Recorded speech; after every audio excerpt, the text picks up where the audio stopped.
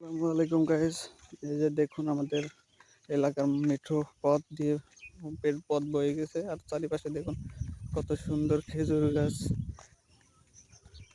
পাট ক্ষেত, চারিপাশে খেজুর গাছ সুন্দর সবুজে ভরা।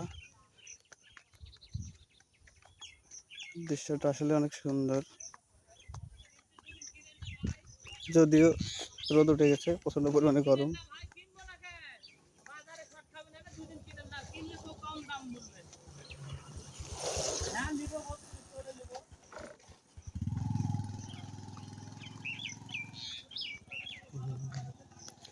এলাকার মাঠ বয়ে গেছে, কত সুন্দর দৃশ্য দেখুন।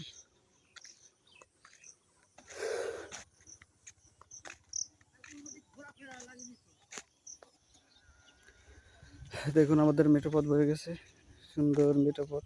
একটা সময় এই মেঠো পথে, এই মাঠে কত আসা যাওয়া করছি।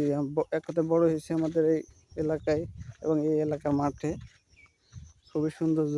চারিপাশে খেজুর গাছ, শীতের সময় ভোরে রাত ৩টার থেকে শুরু হয় এই খেজুরের রস পড়া। ঠিক আছে, মানুষ থই থই করে চারিদিকে লাইট মারে। হ্যাঁ, একটা সুন্দর স্মৃতি। একসময় আমিও রস পাড়ছি, ইনশাল্লাহ আবার সামনে পারবো। খুবই সুন্দর। বিকেল টাইম চারিপাশে যে রাস্তার ধারে বসে বসে মানুষ খেজুর গাছ কাটে, দেখতে অনেক সুন্দর লাগে। আসলে গ্রামের দৃশ্যগুলা খুবই সুন্দর, খুবই মজার একটা স্মৃতি, খুবই ভালো লাগে। যারা গ্রামে কখনো আসেন নাই, গ্রামে বসবাস করেন নাই, আসলে এগুলো আপনারা, এই মজাগুলো আপনারা উপভোগ করতে পারবেন না। এগুলা শুধু আমাদের মতো যারা গ্রামে বড় হয়েছে, গ্রামে ছোট থেকে বড় হয়েছে, তারাই এগুলো উপভোগ করছে এবং নিজে কাজগুলো করছে। ঠিক আছে, তারাই বুঝবেন আসলে গ্রামের মজাটা কি, মজাই আলাদা। নিরিবিলি ঠান্ডা একটা এলাকা, প্রকৃতি কত সুন্দর, মোহময়ী। আসলেই দেখলেই মায়াতে পড়ে যাবেন গ্রামের দৃশ্য। দেখুন এই যে কত সুন্দর মেঠো পথ বয়ে গেছে। হ্যাঁ, চারিপাশ দুই সাইডে খেজুর গাছ আর খেজুর গাছ, আর আমের বাগান। তো রাস্তা থেকে নামলেই আমের বাগান আর আমের বাগান চারিদিকে আছে, আর চারিদিকে পাট ক্ষেত।